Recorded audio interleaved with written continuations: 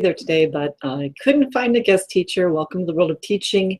There is a great shortage of substitute teachers out there. So when you are done student teaching, you can get an emergency license and help us out down in Mount Vernon or wherever you wanted to do some teaching. So today I'm going to want to talk to you about the Integrated Performance Assessment, IPAs. I hope you get a chance to buy this book or use parts of it. I went to an IPA workshop at an ACTFL conference, and I spent for about 8 hours and listened to people talk about how to design one and how to implement it. So I'm going to try and give it to you in about 10 minutes, which is pretty quick. And you know, you can always connect with me in different places if you want to tweet, or if you want to email, or if you want to look at my blog. I sent that to Dr. DeBennian Smith. It always has like the complete lesson, unit plan, excuse me, and then inside that you'll find the assessments. I want to tell you a couple things that I learned about doing IPAs right away. You should not do these every single unit because the students will get bored, tired, silly. I don't give any tests in my class. I have projects, and then sometimes we do these IPAs. A lot of different ways to assess the students, and I think that if you use an IPA for every unit, they're not going to like you, and it just gets really tiresome and boring. I love them. I think they're great. I use them in simple chunks. So if I'm going to do a unit, we're finishing up our unit on food. There's maybe one interpretive task one day, and then there's a presentational task another day, and then we can do an interpersonal another day. And I can spread those out so that the students don't realize that they're being tested or evaluated, and they just think it's an in-class assignment or an in-class experience. And sometimes I tell them you can work with partners, and sometimes I say this is personal work. Let's just keep it quiet, and they do very well, especially on the reading ones. So in the IPA we have the interpersonal, and that's just speaking. So two people have to communicate. I don't think that it's good for level 1 students very much because they're just real basic yes/no questions. And with a teacher, it's not the same exact experience. So if you're trying to do an interpersonal with your student, it's you leading the student and you know what they should be saying. So I would try to stay away from those. In level 2, I get them talking a lot to each other. From the first day in September, how are you? How was your weekend? What did you do last night? What did you eat? Just real basic questions over and over and over so that when we get to our IPA type task, they know how to start off the conversation and feel relaxed with each other. And then they have to work in our topic. So it's not as though they had to memorize in that one day. Hi, how are you? What did you do last night? It's all taken care of, just adding in the topics. What do you think about our school cafeteria? Do you like the school cafeteria food? What would make it better for you? There you can add in the unit, thematic unit. I want to say that again. There you can add in the thematic unit for perhaps 1 or 2 tasks in a unit, but try not to do too much. We also have the interpretive, and I do that the most, especially with the lower units, lower levels of the students. You have the interpretive reading and the interpretive listening, and I use interpretive reading. I do a lot of real basic ones to start them off with so that the students can feel comfortable with the idea. And I don't do the entire, if you look at the examples, they have something like 7 or 9 sections, and it's really, really long. I use IPA Lite. And so I pick out the main idea, the key cognates. You'll see that in my examples that I sent you. The supporting details, I don't always use unless it's a higher level AP class. Organizational features works well, but sometimes the students, I don't know what they're learning in their English classes. They are learning in their English classes, but I think that they usually choose educational when they really mean informational. So when I'm considering my next IPAs, I'm not going to put both of those words in there because that seems to confuse them. But I do like the idea of problem and solution, the chronological order, if it makes sense for the article. And for each time that you do one, you have to kind of assess your own ideas, because each article or each thing that they read is going to have a different theme or a different purpose. And I'm not trying to trick the students up, but I want them to be able to identify the organizational features. By the way, that's a pretty common core task, and the English teachers will love you for it, and your administrators will think you are a goddess on the planet. Guessing meaning for context. I always always put in a couple of words in there that I think, I do choose some that are a little bit easier, and then some of them are a little bit harder just to distinguish the students. And I don't take off very many points, and in fact don't use points, but I don't take out much credit for that because they're guessing, they're making a good inference, and inferences can sometimes be a little different. There is a section called inferences as well, where they're reading between the lines.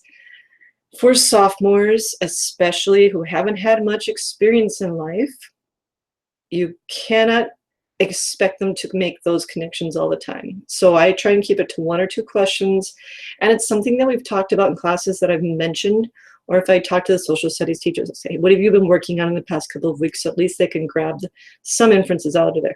And some students have had experiences in life that they can pull in that sort of information. So experiment with that, see how they do, but don't expect them to be thoughtful producers of world connections at the sophomore or even junior level. By the senior level, they should be pulling in stuff from their other classes, from their civics classes, the history classes, and remind them of that, because they need to know that this is how education works.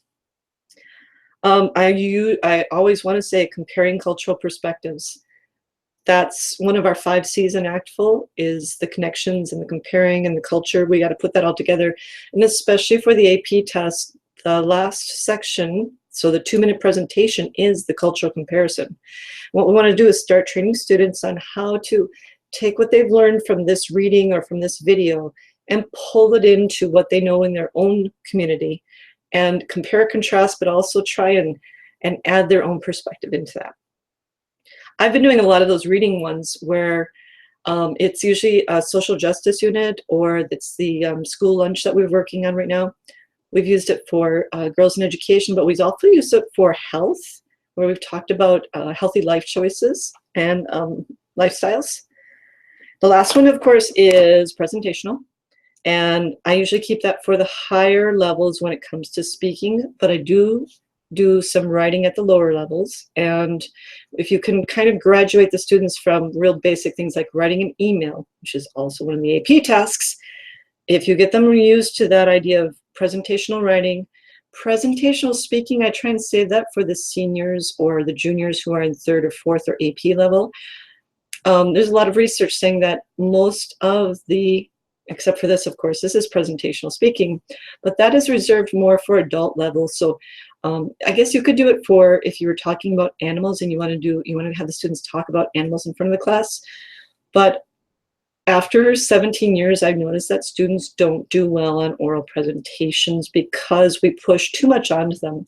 So you need to gradually add that presentational experience for them. So I use Seesaw, and I believe I showed that to you, that website and the app, where they have the idea that they're recording themselves, okay, on a video, or it could just be audio. And that's my presentational task to start with. And then I start having them do it out loud in class, and then they do it for the class. And eventually they are a little bit more accustomed to speaking out loud and hearing themselves in French or whichever language. But if you throw them into the presentational mode as a novice low, novice mid, even novice high, you are going to scare them off. And that's my opinion. I've seen this in action, but you can try it out, because maybe your class is a really just engaged group that wants to start talking right away and present in front of people. And if they are, send them to me, please. Well, I would love to show you a couple of my IPAs, and if I can, I'm going to try the screen share. Okay, and I've connected for you a folder, and you'll be able to see these. So the first one I ever did was just a real basic, this is right after I took the workshop. So this is my first interpersonal speaking assessment, and it was for French 2, so these were novice, high, intermediate, low students. And the question was, why do people move or migrate? And what I learned was that I don't give them the script. This is not what you're memorizing, but you should be able to say by now, greet your partner and ask about his or her weekend. Just get them an idea of how the conversation should go, but then remind them, conversations aren't scripted. So if their partner changes it up a little bit, they need to be prepared to listen and negotiate meaning. And this is one that I gave them just on my first try. I gave them some script, some support, but when it came to the actual day of the conversations that we did, this wasn't available. It was just the script, no French, only English. Then I'm pretty much guiding them along, and at one point you have to take that away from them because it should become more natural. So I'm giving them a lot of support because I want them to know you don't need to be searching for ideas, but here are some for you. And after a while, they get pretty used to react to this, wish your partner good day, ask another question, give your opinion. They get really used to that. So this one isn't very helpful, but it actually worked out very well with students. Were talking for 2 minutes. They negotiated a meeting, and they discussed the idea of migration, which is very important in Mount Vernon. Okay, so the second one I'm going to show you is the healthy lifestyle speaking conversation. So this is the group that I started that migration with, and I moved them up to the next level. And I actually started this out by giving them they knew what the task was going to be ahead of time. And IPA, if you read the book carefully, says students at the beginning of the unit should know that the tasks that they need to be able to do by the end of the unit. It's not a surprise for them. They are working on formative tasks that will lead them to this summative assessment. So I tried this out. This is my second one. I let the students know this is your situation. You're an exchange student in Quebec, and that's always in the IPA book. And then I let them know what it's going to feel like, although they had done one before. And I gave them a little quick rubric, and I made it out of 10 real quick. And I also gave them, so they're used to the Seesaw app. I let them know that they can't stop or pause because they want to make sure it's perfect. And I'm saying, I don't need to know that it's perfect. I need to see what you can do without any help. So I gave them some rules. And then instead of giving them the script, I gave them just real basics. So instead of like, next ask your question this, it's real basic. But I did remind them of what they can do, and they had some questions for me. So if they needed to practice those types of skills, we had that for them. On the day of the assessment, I set them down with an iPad. They hit start and they started talking, and all they had in front of them was basically these 5 things that they had to get through. The interpersonal speaking can be weird if the students have a tough partner, and I've always given them the chance, if you think that your partner was not helping you show off your best skills, let's try it again. You can tell me quietly. You do not have to yell about your partner. And if you think that you could do better a second time, I have allowed them, because a lot of them get nervous about this, and that's normal. In the lower levels especially, they think that they need to be speaking at their English level, and they haven't quite grasped the idea that they need to be speaking at their novice high or intermediate low level. And that, don't expect complete sentences always. You're going to hear some memorized things that you've used over and over and over. That's great. As long as they can negotiate the meeting, they will have accomplished their task. So that's a speaking one. One of the things I'm sharing with you is my choice board, sorry, that I give to my French 3 students. So this is about food and identity, and it says, tell me what you eat and I'll tell you who you are. And they received this before we had the summative assessment. This is at the beginning of the unit. They had their can-do statements and their objectives, and they knew that at the end of the unit they would have to choose a level that they were going to produce at. And then I also gave them an opportunity to choose what kind of article they wanted to read, and also what kind of ed puzzle that they wanted to listen to. And I know it seems like there's a lot in here, but we do these throughout the end of the unit, so it's not like we're trying to do this all in one day or in 1 week. I spread it out. If you get a copy of this, you can just click on it, but I've also included each IPA right inside. So I put the link up there, so if the students ever want to go back. So we start with cognate recognition, keyword recognition. These are really easy. I try and keep them to short sentences. We're not asking them to translate. And you notice that it's in the directions are in English, which took a big jump for me because I usually wanted to have all of my directions and ideas in the target language. But reading through the IPA textbook and talking to Paul Sandrock, he said, you know, if you give it to them in French, they'll rely on that as a crutch. So I keep it short, and I try and use it in order of the article, so I'm not trying to trick them up. Now, there are sections where I want them to write in French. When they have to give the inferences, they can find it in there. And at the end, you can do this reflection in French, or excuse me, in the target language, or whichever you prefer. I mean, you could do it in English depending on the level, but I try and keep it short. So this one is about a specialty dish from Quebec. And if you've ever heard about pâté chinois, it looks a little bit like shepherd's pie. And so I chose this article because it's something that they've heard of in the United States, most likely. And we've also tried making it in class, so they've seen it before. And this is not too long. I did use some modification of the text. So if I found a word that was too hard for them, I just used the right-click feature on Microsoft Word, and I found a word that, a synonym, and I did change it up a little bit. So on this one, I didn't put the paragraph numbers, but I found out that if you put paragraph numbers for the students who get really lost, and they're asking you in class, I can't find this, you can just refer them to the paragraph, and that makes a big difference. You don't have to point it out to them, just say, look, it's in paragraph 3, look around there again, give them a little hint. I'm pretty generous with my students. So then we have one more reading at a different level. So I allow the students to choose their level. And truthfully, our target was novice high. So it's not as though they're making it easier for themselves, but there are students who really want to go extra. So I let them choose the intermediate high, and that's what this one looks like. It's the same thing. I always use cognate recognition, and I want them to try and use their Spanish or whichever language, home language that they have. And then here I have longer sentences or phrases that they're going to look for. And then if I'm trying to show a distinguish between an intermediate high and a novice high, I add more like distractors in there to just see if they really can pick this out. And then here I do have the section listed for the students so they know where to look in the text. So use text from the article in French.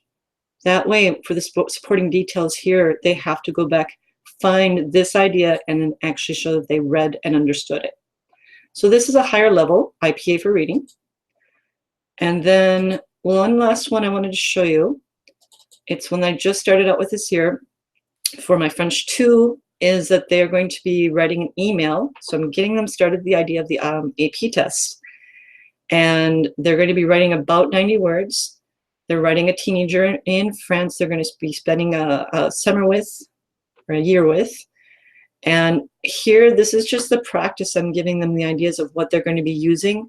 And just like I did with that first writing one, I gave them a script. So I'm saying start your email with, because they haven't done this before, I'm giving them the support.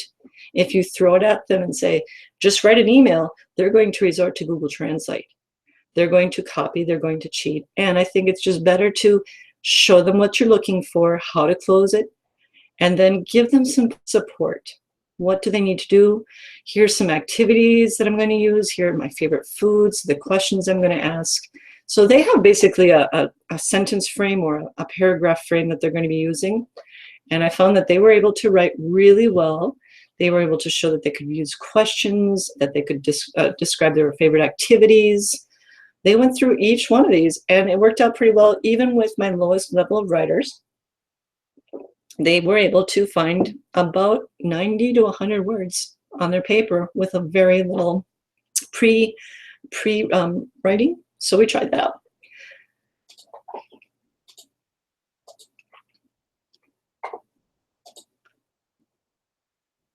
I'll get rid of that in just a second. Here we go. Sorry about that. I like using IPAs because I think the students feel empowered in them. I think that they can recognize that they can read, and they do the best at reading. If you want to try an ed puzzle, I'm going to show, I've showed you this before, but the Ed puzzle allows them to rewind, re-listen, and retry. Because if they don't do well in that first one, it's not as though I don't believe that that's their end result. So you can reset their score and have them listen again. They say, oh, I want to try something harder. I've got another one ready for them. IPAs are one way to assess your students. I try not to make it overly dramatic for them, because once I get them comfortable with, I can read, I can listen, they do a lot of other things a lot better. So again, I'm sorry I wasn't there today, tomorrow, wherever we are in time in class. I hope to see you come down to Mount Vernon if you are looking to watch a class. If you want to just spend a few weeks with us, we're open. We have a lot of fun, and our curriculum is open to everyone. Thank you so much. Have a great night. Have a great vacation, and I hope to see you around Bellingham. Bye-bye.